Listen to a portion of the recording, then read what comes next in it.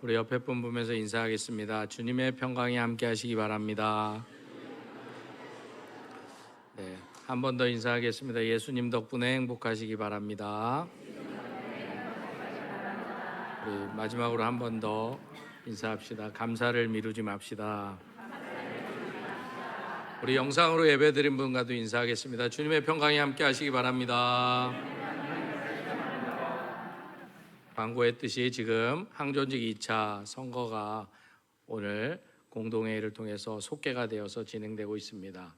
원래 항존직 선거에서 장로 선거는 당회의 결의와 그리고 노회 허락을 받아 공동의회 3분의 2 득표로 선출을 하게 되어 있습니다. 그리고 권사와 안수집사는 당회의 결의와 공동의회 과반수 득표로 선출되게 되었습니다. 이 조건에 의해서 지난주 1차 선거였는데 해당되시는 분들이 없으셨습니다. 그래서 이번에는 2차 투표 때는 선출 인원의 1.5배수로 지금 선거가 진행되고 있습니다. 후보자를 세워서 대신 선출 인원은 동일합니다. 장로 5인, 안수집사 7인, 권사 12인.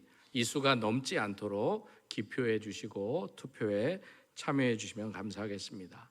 그리고 1차 투표 결과 주보에 있듯이 협동권사로 5년 이상 저희 교회 헌신하신 조수기 권사가 당회 추천으로 이번에 투표하셨는데 피택 되셨습니다.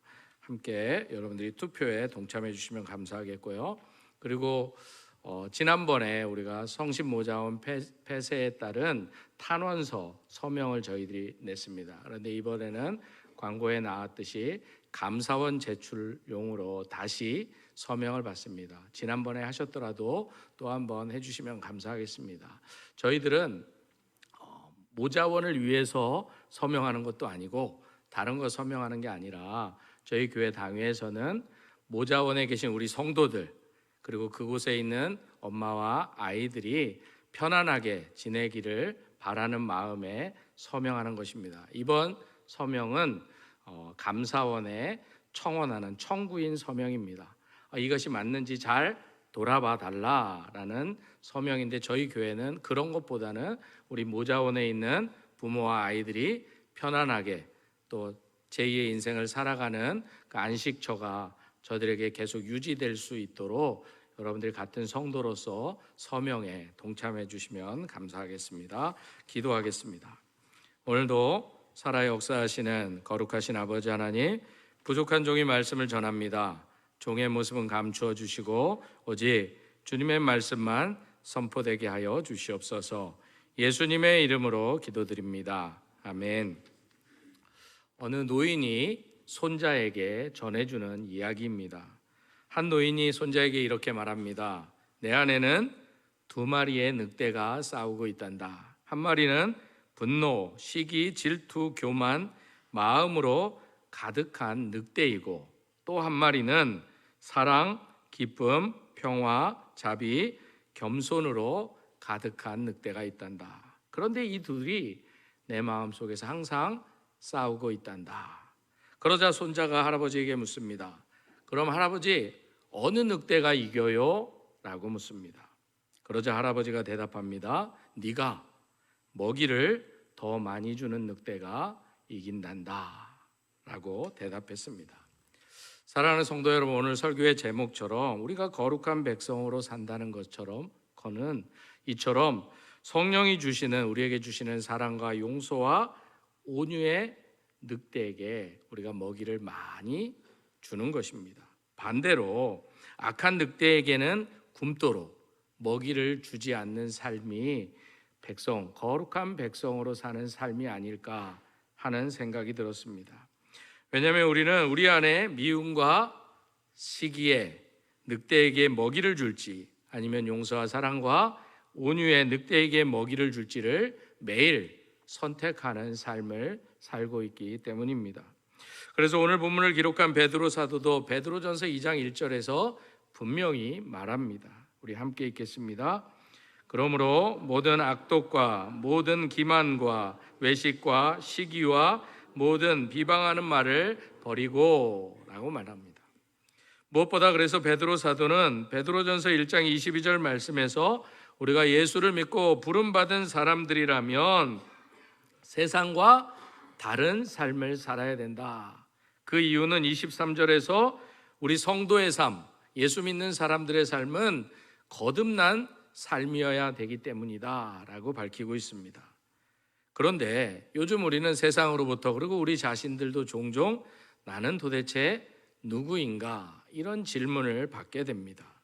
그래서 많은 사람들이 자신의 스펙과 학교와 직장과 재산과 외모와 실력으로 자기의 정체성을 만들어내려고 애쓰는 것을 보게 됩니다.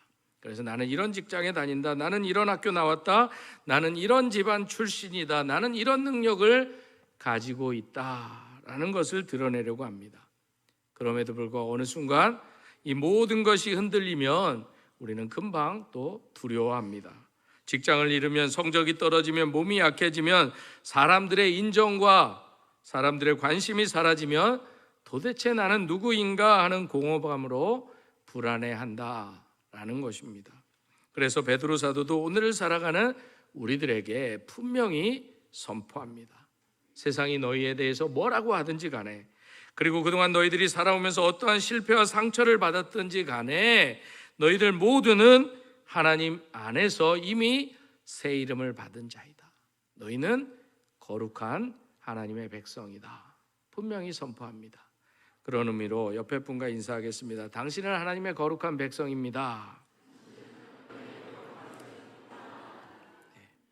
따라서 오늘 본문을 통해서 거룩한 백성이 누구인지, 그리고 거룩한 백성답게 살려면 어떻게 해야 되는지 잠시 말씀의 은혜를 나누고자 합니다.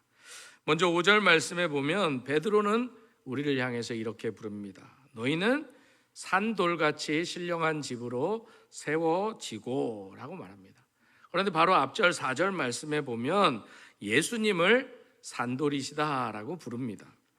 이처럼 베드로는 우리가 산돌이라는 것을 이야기하기 전에 먼저 예수님이 산돌 되셨다라고 말합니다. 그래서 계속되는 6절 이하의 말씀에 보면 비록 예수님은 인간으로부터는 버림을 받았지만 하나님께는 택하심을 받은 보배로운 돌이 되셨다라고 말씀합니다. 세상이 볼 때는 쓸모없는 돌, 버려지는 돌 같았지만 하나님께서는 그런 예수 그리스도를 집에, 건물의 기초로, 그것도 보물과 같은 모퉁이 돌로, 머릿돌로 삼아 주셨다라는 것입니다. 그렇다면 왜 여기에서 예수님을 건물의 기초가 되는 머릿돌, 모퉁이 돌이라고 비유했다고 생각하십니까? 그것은 바로 이 모퉁이 돌 때문에 건물이 세워지기 때문입니다. 그리고 다른 모든 돌들은 바로 이 모퉁이 돌을 의지해서 세워지기 때문이다라는 것입니다. 그래서 모퉁이 돌은 건물의 기초를 이루는 가장 중요한 것이기 때문이다라는 거예요. 그래서 사도 바울도 고린도전서 3장 10절 이하의 말씀에 집 짓는 자의 비유를 하면서 너희는 예수 그리스도의 터 위에 집을 지으라 말씀하신 이유도 바로 여기에 있는 것입니다. 이처럼 하나님께서는 우리를 또한 부르셔서 구원하시고 함께 교회 공동체로 세워가고자 부르셨다라는 것입니다. 그래서 거룩한 백성으로 산다는 것은 나 혼자 예수 잘 믿어야겠다, 하나님 잘 믿어야겠다, 이 수준 갖고는 되지 않는다라는 것입니다. 서로 부딪히며 서로 용납하며 서로 기도하며 함께 섬기며 그 과정 속에서 산돌 대신 주님처럼 주님 닮아가는 모습으로 다듬어져 가야 된다라는 것입니다. 혹시 지금 이 시간 이 땅에서 믿음의 삶을 살아가는데 힘드신 분들이 계십니까? 아니, 교회 안에서 성도들과 함께 살아가며 교제한다는 것들이 버거운 분이 계시냐라는 것입니다. 어쩌면 그런 분들이 계시다면 바로 지금 이 시간이 여러분들을 하나님이 다듬어가는 시간이다, 이렇게 믿을 수 있기를 소망합니다. 왜냐하면 거룩한 백성은 공동체 안에서 다듬어져 가는 사람들이기 때문입니다. 바로 우리가 모퉁이 돌은 아니지만 이 모퉁이 돌을 의지하고 세워진 작은 하나의 예수 닮은 산돌이기 때문입니다. 그래서 우리가 세상의 빛은 아니지만 세상의 빛 대신 예수를 믿음으로 그분을 받아들이고 그분을 소유함으로 우리도 예수님 덕분에 하나의 빛이 되어서 세상을 비추는 빛이 될 수 있었던 것입니다. 마찬가지로 우리는 예수님과 같은 반석은 아니지만 그 반석을 의지하고 세워져서 하나님의 집인 이 교회를 만들고 있는 하나의 지체가 될 수 있다라는 것입니다. 그래서 오늘 본문 6절과 8절 말씀에 보면 예수님을 이 모퉁이 돌이다라고 부르면서 두 부류의 사람들이 있다라고 말합니다. 한 부류는 그 돌, 그 산돌 대신 그 모퉁이 돌을 믿는 사람들, 그들은 부끄러움을 당하지 않고 수치를 당하지 않고 귀한 자가 될 수 있다라고 합니다. 반면에 그 돌, 예수 그리스도를 거부하는 사람들, 그 돌은 걸림돌이 되고 부딪히는 바위가 될 수밖에 없다라고 경고하고 있습니다. 다시 말해 예수님은 어떤 사람들에게는 구원의 기초, 구원을 이루는 기초가 되지만 어떤 사람에게는 예수님은 걸려 넘어지는 걸림돌, 바위가 될 수 있다라는 말씀입니다. 오늘을 살아가는 우리도 마찬가지입니다. 예수님은 세상의 기준, 그것이 아니라 우리에게 다른 기준으로 나오십니다. 그래서 예수님을 진짜 기준으로 삼고 우리가 살기 시작하면 때때로 피곤해지고 불편해진다라는 것입니다. 이 정도 거짓말은 다 하고 살아가지만 나는 예수 믿기 때문에 그렇게 살 수 없습니다. 이 정도 편법은 다 쓰지만 나는 예수님이 살아계시는데, 예수님이 보고 계시는데 그렇게 살 수 없습니다. 이 정도는 다 눈 감아주는데 그럼에도 나는 예수님이 보고 계시는데 그렇게 살 수는 없습니다. 이렇게 살아가야 된다라는 것입니다. 그런데 그렇게 하면 사람들은 우리를 이상하게 볼 수도 있고 불편해할 수도 있고 꺼릴 수도 있습니다. 또 우리 스스로가 손해보며 산다라는 생각이 들 수도 있습니다. 그러나 여러분, 우리가 예수 그리스도를 삶의 기준 모퉁이 돌로 삼을 때 비록 당장은 불편할지라도 잊지 마시길 바랍니다. 우리의 인생은 그분 안에서 결코 무너지지 않는다는 사실입니다. 왜냐하면 거룩한 백성은 세상의 기준이 아니라 예수님을 기준으로 삼는 산돌이기 때문입니다. 예수 그리스도를 의지하는 사람에게는 교회의 한 지체가 되어 구원받는 거룩한 역사가 일어나지만 만약 우리가 우리의 모퉁이돌 되시는 반석 되시는 예수 그리스도를 거절하면 심판의 자리에 놓이게 때문입니다. 그래서 베드로 사도도 오늘 9절 말씀에서 우리는 모퉁이돌 되시는 예수님 때문에 구원받았다. 그리고 이 반석 되시는 예수님 때문에 교회의 지체가 되었다. 그렇기 때문에 우리는 4가지 이름을 가진 거룩한 백성으로 살 수 있었다라는 것을 이야기하고 있습니다. 그런데 베드로 사도가 이야기하는 거룩한 백성의 4가지의 이름은 우리가 무엇을 해야 하는가라는 물음을 던지기에 앞서서 우리가 이미 누구인가라는 것을 이야기해 주고 있습니다. 그래서 베드로 사도는 오늘 9절에서 산돌이신 바로 모퉁이돌 대신 보배로운 돌 대신 예수님 덕분에 우리가 갖게 되는 4가지 이름에 대해서 말씀하고 있습니다. 첫째로 우리는 택하신 족속입니다. 함께 읽겠습니다. 우리는 택하신 족속입니다. 하나님께서 우리를 택하셨다라는 거예요. 우리가 하나님을 택해서 나온 것이 아니라 하나님이 우리를 택하셔서 이곳으로 불러주셨다라는 것입니다. 하나님을 우리를 잘 찾아주셨기에, 내가 하나님을 찾아 나온 것이 아니라 하나님이 먼저 우리를 찾아오셨기에 내가 오늘 예수 믿는 예배의 자리에 나올 수 있었다라는 것입니다. 내가 하나님을 믿고 내가 하나님을 붙잡은 것 같지만 돌아보면 하나님이 먼저 나를 붙드시고 나를 돌아오게 하셨다라는 것입니다. 그래서 우리가 거룩한 백성이라면 우리 안에 이런 첫 번째 고백이 있어야 됩니다. 그것은 바로 나는 우연히 이 자리에 있는 사람이 아니다라는 것입니다. 나는 하나님의 택하심을 받은 사람이다. 이 확신이 있어야 된다라는 거예요. 이 정체성이 분명해야 된다는 거예요. 그래야 환경이 흔들려도 사람의 평가가 바뀌어도 사람이 인정하지 않아도 우리가 그 어떤 순간에도 무너지지 않을 수 있다라는 것입니다. 두 번째로 우리는 왕 같은 제사장이라는 이름을 가진 사람입니다. 함께 읽겠습니다. 우리는 왕 같은 제사장들입니다.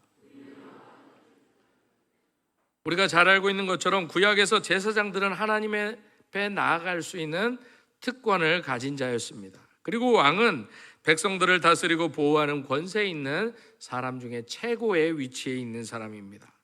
그런 의미로 볼 때 예수님 안에서 우리는 하나님 앞에 담대히 나아갈 수 있는 특권과 이 세상 가운데 하나님의 뜻을 드러내는 사명을 부여받은 자들이다라는 것입니다. 목사만이 제사장이 아니다라는 것입니다. 모든 성도가 다 왕 같은 제사장이다라는 것입니다. 가족을 위해 기도할 수 있는 사람, 공동체를 위해 중보할 수 있는 사람, 나라와 민족의 아픔을 나의 아픔처럼 나의 고통처럼 보며 하나님께 울부짖으며 기도할 수 있는 사람, 바로 그런 한 분 한 분이 모여서 가정에, 직장에, 학교에, 교회에 제사장이 된다라는 것입니다. 그런데 우리가 여기서 놓치지 말아야 될 한 가지 단어가 있습니다. 그 단어가 바로 왕 같은 이라는 단어입니다. 언젠가 오후 예배 때 이 왕 같은 제사장, 이것에 대해서 우리 조성원 전사님이 설명을 아주 참 잘해 주셨어요. 여기서 말하는 왕 같은 이라는 단어는 헬라어로 바실레온이라는 단어인데 원래 왕실, 왕국, 왕궁에 속해 있다라는 말입니다. 따라서 문맥상 왕 같은은 왕에게 속한 왕적인 이란 형용사적 의미가 있다라는 거예요. 달리 말하면 왕 노릇하는 왕 역할하는 제사장이라는 것보다는 왕에게 속한 왕의 품격을 가진 제사장이다라는 뉘앙스가 더 강하다라는 것입니다. 우리는 만왕의 왕이신 그리스도께 속한 제사장이다라는 것입니다. 이것을 잊어버리면 내가 제사장인 줄 알고 내가 예수님인 줄 알고 그렇게 된다라는 거예요. 잊지 마셔야 된다라는 거예요. 나는 제사장인데 왕 같은, 주님 같은 제사장이 아니라 주님께 속한 제사장이라는 거예요. 절대 우리가 교만해져서는 안 된다라는 거예요. 따라서 하나님의 거룩한 백성된 우리 모두는 우리가 어떤 삶의 자리를 살아가든지 간에 하나님께 예배하고 하나님의 사람들을 위해서 중보하며 하나님의 마음을 흘러보내는 바로 왕이신 예수님께 속한 제사장으로서의 역할을 감당해야 한다라는 것입니다. 그래서 무엇보다도 언젠가 말씀드렸듯이 우리는 예배의 관객이 아니라 실제로 이 예배의 경기로 뛰는 선수, 바로 예배에 참여하는 제사장이 돼야 된다라는 거예요. 여러분들이 제사장으로서 예배를 드려야 된다라는 것입니다. 그래서 우리는 예배의 자리에 올 때마다 예배를 본다. 그래서 옛날 어른들이 예배 보러 간다 그러면 혼냈어요. 예배는 드리러 간다라고 얘기해요. 그 말이 이 말인 거예요. 우리는 예배의 구경꾼, 예배의 소비자가 아니라 하나님께 예배를 드리는 제사장임을 분명히 해야 된다라는 것입니다. 또한 우리는 세상 속에서 신앙생활을 개인적 취미생활 정도로 해서는 안 된다는 거예요. 왕의 대사, 왕의 제사장으로서 부름받은 사람에 걸맞는 삶의 현장 가운데서도 살아내야 된다라는 것입니다. 바로 세상 가운데 하나님을 드러낼 사명이 우리에게 있다라는 것입니다. 세 번째로 우리는 거룩한 나라라는 이름을 가졌어요. 함께 읽겠습니다. 우리는 거룩한 나라입니다. 여기서도 거룩하다는 것은 깨끗하다라는 뜻도 있지만 성경적으로 보면 구별되다라는 뜻입니다. 다시 말해 거룩하다는 것은 구별하다, 따로 떼어놓다에서 나온 말로서 도덕적으로 완벽한 것뿐만 아니라 동일하게 하나님께 속해 있다, 하나님을 닮아야 한다, 이런 의미가 강합니다. 따라서 거룩하다는 것은 세상과 완전한 단절만이 아니라 세상 가운데 속한 하나님의 사람으로 살아가야 된다라는 것입니다. 우리는 이 세상 속에 살지만 세상의 가치관과 세상의 우선순위로 살아가는 것이 아니라 비록 세상에 발딛고 살아가지만 세상 속에서 하늘나라의 시민권자로서의 우선순위를 가지고 살아가야 된다라는 것입니다. 세상은 우리를 향해서 너 어디 나왔냐, 어디 출신이냐, 어디 대학 나왔냐? 어느 고향이 어디냐? 어느 집안 사람이냐? 라고 묻지만 하나님은 우리에게 너는 거룩한 나라 백성이다 분명히 말씀하신다라는 것입니다. 그래서 우리는 비록 이 땅의 법과 제도, 문화 안에서 살아가지만 우리의 최종 목적지는 하늘나라, 바로 하늘나라 백성임을 늘 잊지 말고 기억해야 된다라는 것입니다. 다시 말해 나는 이 땅에 속해 있지만 완전하게 이 땅에 속하지 않는 사람, 바로 나는 거룩한 하나님 나라의 백성임의 정체성을 잊지 말아야 된다라는 것입니다. 세상과 완전히 단절된 것이 아니라 세상에 속해서 살아가지만 세상 한복판에서 다른 기준, 세상의 기준이 아닌 예수 그리스도를 기준 삼아 살아가는 백성이다라는 것입니다. 그래서 세상은 성공이 기준이지만 우리는 하나님의 뜻이 기준이 되어야 된다라는 것입니다. 세상은 이익을 쫓아 살아가지만 우리는 예수님의 사랑과 말씀에 따라 살아가야 된다라는 것입니다. 그래서 세상은 내가 중심이지만 우리는 하나님 중심, 이웃 중심으로 살아가야 된다라는 것입니다. 그래서 우리가 거룩한 백성으로 살아가는 것이 때로는 답답하게 느껴질 때도 있다라는 것입니다. 왜 나만 이렇게 살아야 되나? 왜 내가 이렇게 유별나게 살아가야 되냐라고 할 수 있다라는 거예요. 왜 내가 불편하게 살아야 돼? 라고 생각할 수 있다라는 것입니다. 그러나 기억하시기 바랍니다. 잊지 마시기 바랍니다. 우리가 그런 불편함이 있다면 그것이 바로 우리가 하나님 앞에서 거룩하다라는 증거입니다. 세상의 가치관과 맞지 않기 때문에 생기는 긴장이다라는 것입니다. 왜냐하면 하나님께서 택하신 거룩한 백성은 세상으로부터 도망치는 사람이 아니라 세상 속에서 다른 빛, 예수 그리스도의 빛을 바라는 사람들이기 때문입니다. 마지막 네 번째로 우리는 그의 소유된 백성이라는 이름이 있습니다. 함께 읽겠습니다. 우리는 그의 소유된 백성입니다. 그렇다면 여러분들은 말은 그렇게 했는데 여러분 자신은 누구의 것이라고 생각하십니까? 여러분은 누구의 것이라고 생각하세요? 사실 우리 모두는 스스로가 자기 것이라고 생각합니다. 그럼에도 불구하고 늘 무언가에게 종속되어 있고 무언가에게 소유되어져 있습니다. 일의 소유가 되고 돈의 소유가 되고 평가와 인정의 소유가 되고 다른 사람의 눈의 소유가 되고 습관과 중독의 소유가 되기도 합니다. 그러나 성경은, 사도 바울은 특별히 고린도전서 6장 20절에서 분명히 말씀합니다. 너희는 값으로 산 것이 되었으니, 우리는 예수님의 피로 생명으로 하나님께서 우리를 값을 치르고 사셨다라고 분명히 말씀합니다. 그래서 오늘 예배하는 우리 모두는 이제 하나님의 소유입니다.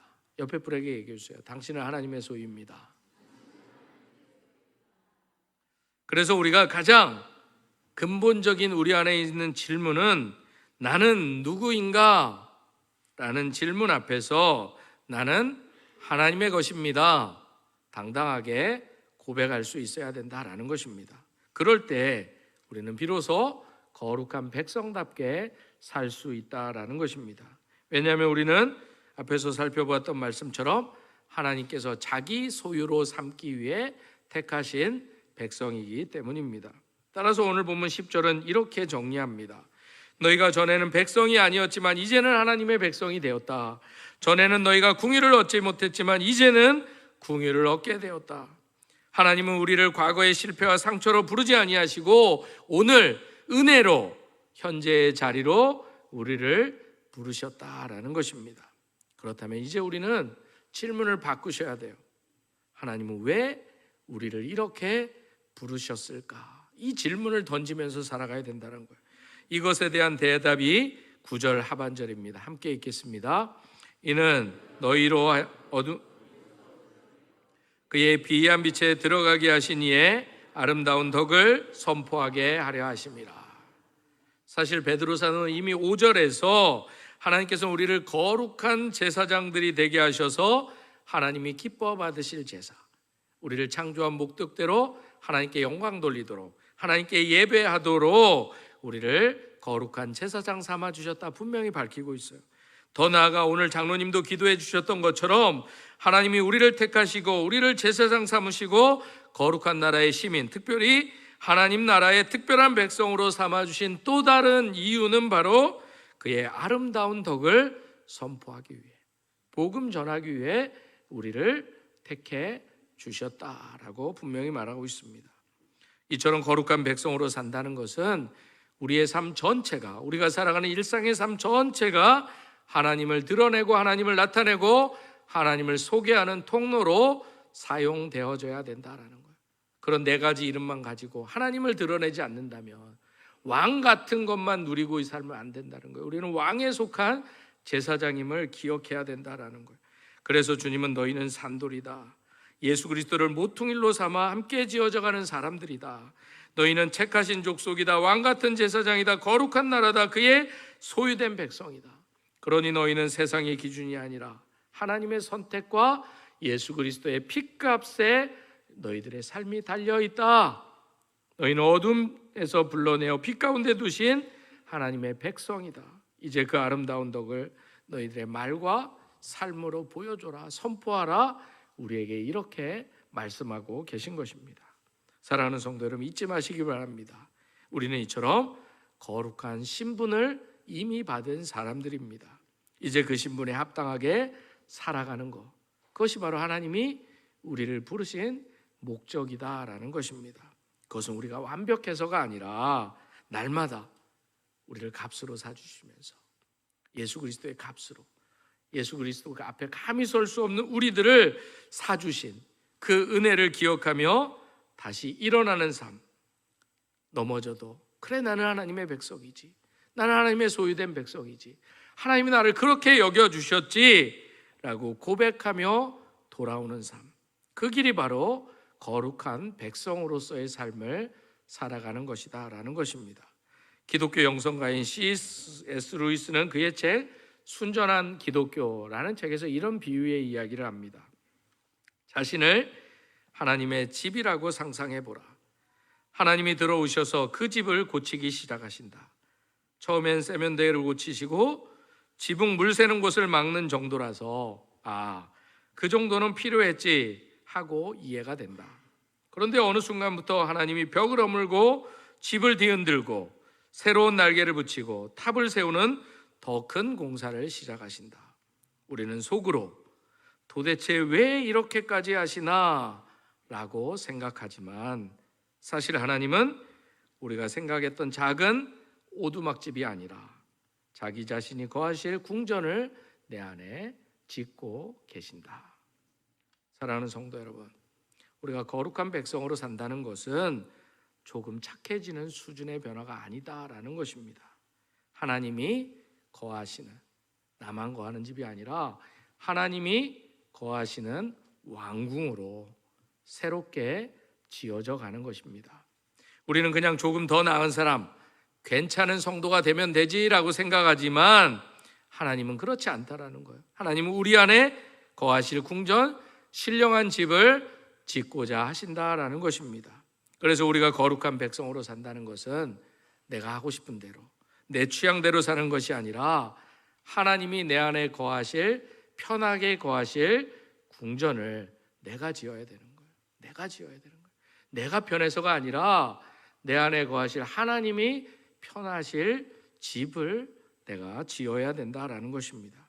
그래서 이 시간 여러분 중에 이 C.S. 루이스가 이야기했던 것처럼 왜 내 삶에 이렇게 큰 공사가, 큰 고난이 자꾸만 끊어지지 않고 일어날까, 이렇게 생각하며 고난의 삶을 살아가고 계신 분들이 계시다면 여러분들이 살아가고 있는 그 상황이 하나님이 여러분 안에 거하실 궁전을 짓고 계시는 시간임을 여러분들이 믿음의 눈으로 바라볼 수 있기를 주님의 이름으로 축복합니다.